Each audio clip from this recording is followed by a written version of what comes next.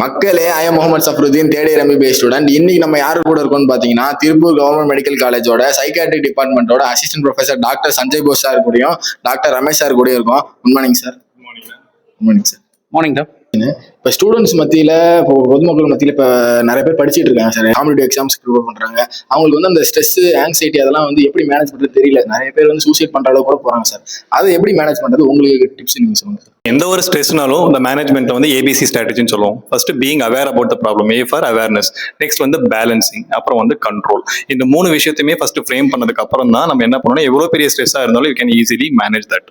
ஸ்ட்ரெஸ்ஸுக்கான காரணம் என்னன்னு நினைக்கிறீங்க?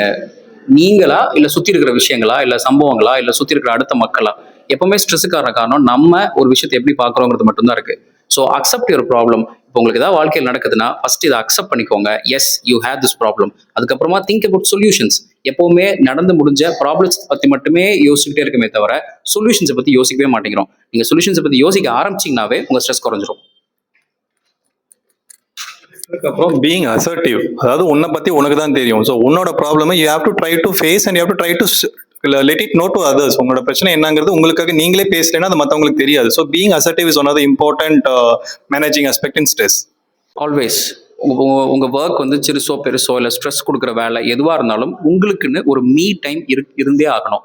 Try to take a break and enjoy the break. அதுக்கப்புறம் திருப்பியும் going to the problem, then you can face the problem.